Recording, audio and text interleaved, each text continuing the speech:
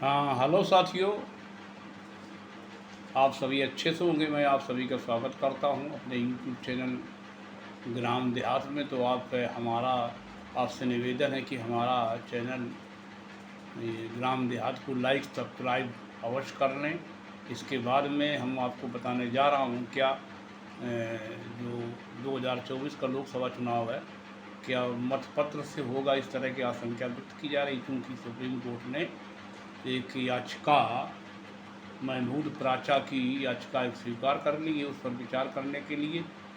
तो इस संदर्भ में आपको अवगत कराऊंगे कि मतलब क्या निर्वाचन आयोग को, भारत निर्वाचन आयोग को सुप्रीम कोर्ट इस तरह के निर्देश दे सकता है कि मतलब आप जो चुनाव मतपत्र से कराइए। अब चूँकि पहला चरण जो है 19 अप्रैल को पहला चरण चुनाव है, तो इससे इतनी जल्दी नहीं हो सकता है, तो चुनाव बढ़ाए जाएंगे। या फिर मतलब इस तरह का सुप्रीम कोर्ट अगर याचिका स्वीकार की है महमूद प्राचा की, तो वो फिर उसको निर्देश देंगे कि मतलब आप जो है इस पर है बैलेट पेपर से चुनाव कराएं।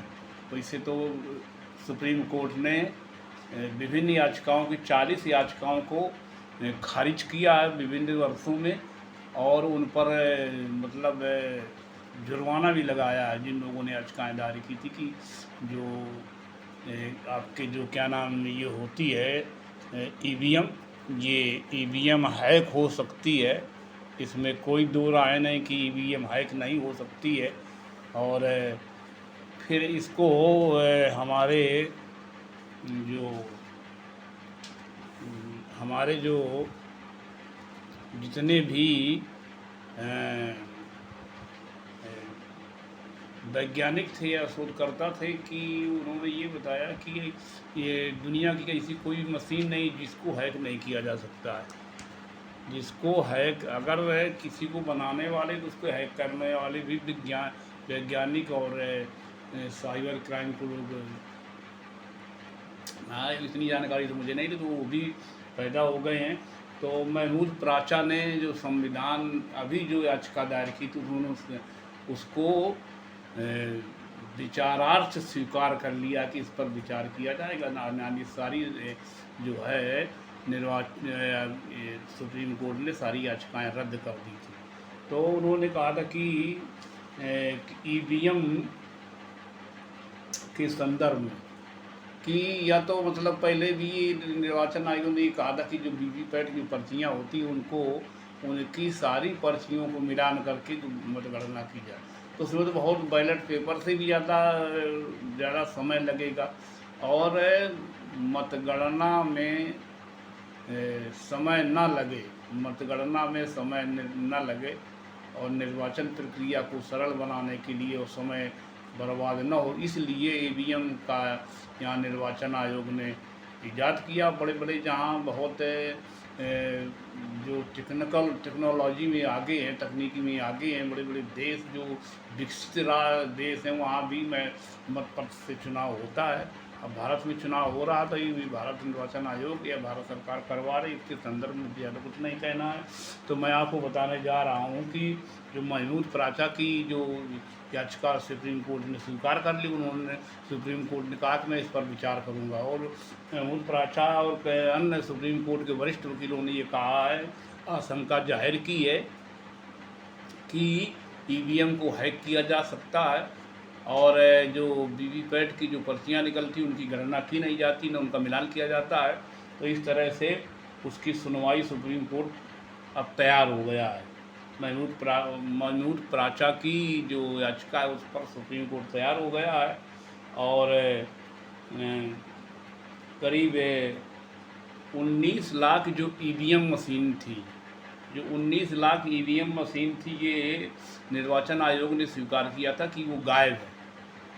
19 लाख ईवीएम मशीन गायब होना भी ये इस बात को स्वीकार किया था, लेकिन उसके कोई सबूत अभी तक नहीं मिले हैं। वो गायब है कहाँ क्या है, या निर्वाचन आयोग या जो भी मतलब इस तरह की, और जिन लोगों ने इस तरह की वार्ता की थी वो इस संबंध में जाने, हमें इस संबंध में ज़्यादा जानकारी नहीं है। और निर्वाचन आयोग ने कहा था कि ईवीएम हैक नहीं हो सकती। और फिर ये सुप्रीम कोर्ट ने एक बार स्वीकार किया था कि नहीं, कोई भी जो विदेशों में इस तरह से ईवीएम हैक हो सकती है और हैक इतने चैलेंज लोग करते विदेशों की ईवीएम हैक की जा सकती है, तो वो अब हैक होती है कि नहीं होती इस संदर्भ में तो मैं कुछ मुझे जानकारी नहीं, लेकिन इस बात को स्वीकार किया गया था कि नहीं ईवीएम हैक हो सकती है। लेकिन ईवीएम हैक करके किसी ने दिखाया नहीं अभी तक।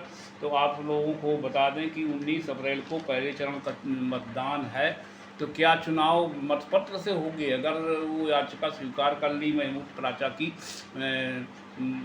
आपके सुप्रीम कोर्ट ने और उस पर विचार करने के लिए कहा, तो क्या मतलब फिर निर्वाचन चलेंगे, चुनाव बढ़ाए जाएंगे? क्योंकि 19 अप्रैल को पहला चरण का मतदान है और ईवीएम पर अगर रोक लगाती है कि केंद्र सरकार, तो फिर वो चुनाव निर्वाचन आयोग को निर्देश देगी कि आप ईवीएम से चुनाव नहीं कराएंगे। और जो वीवीपैट की जो पर्चियाँ निकलती हैं या उस पर भी निर्देश सुप्रीम कोर्ट पहले दे चुका था कि मिलान करके मतगणना की जाए। तो मिलान करके मतगणना करने में बहुत सारा समय लगेगा, एक एक पर्ची का मिलान करना सब ये। तो इस तरह से वो तो बैलेट पेपर से भी ज़्यादा मतलब ज़्यादा समय लग जाएगा। तो इसकी सुनवाई अब कब अभी होनी है तत्काल अगले सप्ताह में। तो आपको मैंने ये जो कल जानकारी जो निकल के आई थी उस पर मैंने बता दिया कि क्या चुनाव मतपत्र से हो सकते हैं।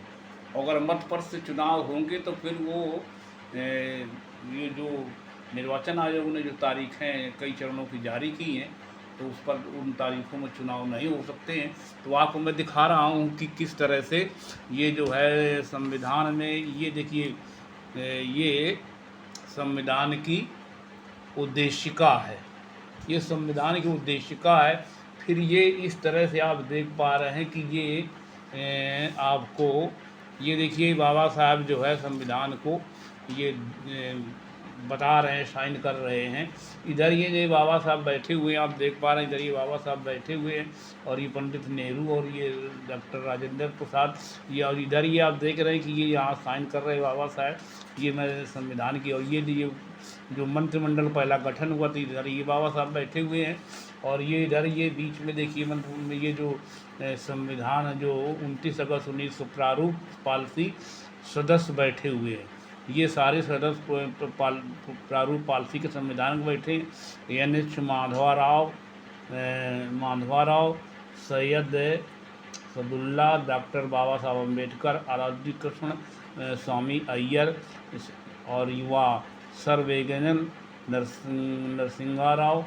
पीछे खड़े हुए बाएं से M मुखर्जी, जुगुल किशोर खन्ना और केवल कृष्ण कारालीन, ये सब है। और ये संविधान की कापी ये डॉक्टर राजेंद्र प्रसाद को बाबा साहब 26 नवंबर 1949 को राष्ट्रपति राजेंद्र प्रसाद को ये दे रहे हैं घटनाक्रम के संबंध में। ये देखिए है ये बाबा साहब जब ये आप देख पा रहे हैं कि ये डॉक्टर राजेंद्र से पंडित जवाहरलाल नेहरू बैठे हुए हैं और ये पंडित जवाहरलाल नेहरू मतलब साइन कर रहे हैं। ये भारत का संविधान ये है और इसमें आपको ये बहुत सारे अनुच्छेद इसमें दिए हैं, आर्टिकल आपको मालूम है अच्छी तरह से। तो ये जो निर्वाचन का आर्टिकल है, तो ये निर्वाचन का आर्टिकल भारत निर्वाचन आयोग यहाँ से कार्य शुरू होता है। एक अनुच्छेद 324 और 325 और ये चला आया है ये 329 का तक। तो इसमें सारी निर्वाचन की प्रक्रिया दी हुई है, किस तरह से किसका निर्वाचन होता है। तो ये आपके संविधान में वर्णित है और भारत निर्वाचन आयोग को क्या क्या अधिकार प्राप्त हैं इस संबंध में और बहुत सारे अनुच्छेद को मैं अपनी वीडियो लंबा हो जाएगा नहीं आपको बता पा रहा हूँ, तो आपको मैंने ये दिखा दिया। और आप इस संदर्भ में जो महमूद प्राचा ने याचिका दायर की थी उसमें क्या सुप्रीम कोर्ट ने अपना फैसला लेता, क्योंकि पहली जो निर्वाचन की पहली जो पहला राउंड है वो 19 अप्रैल को है पहला चरण। तो अब ईवीएम के संबंध में अब निर्वाचन का नाम सुप्रीम कोर्ट क्या अपनी विचार देता है, इसके संदर्भ में आप समझ सकते हैं कि क्या मतलब अगर ये आदेश दे दे ताकि ईवीएम से चुनाव नहीं होंगे तो फिर चुनाव निर्वाचन टालना पड़ेगा। और अगर मतपत्र को आदेश करते हैं तो फिर ये मतलब ये हमारी आशंका, क्या चुनाव मतपत्र से हो सकते हैं? भावी चुनाव अभी जो 2024 में 17 अप्रैल पहले चरण का चुनाव है, तो मैं आप लोगों से इन्हीं शब्दों के साथ अपनी बात को रखता हूं और आपसे निवेदन करता हूं कि हमारा यूट्यूब चैनल ग्राम देहात को लाइक और सब्सक्राइब अवश्य कर लें। धन्यवाद।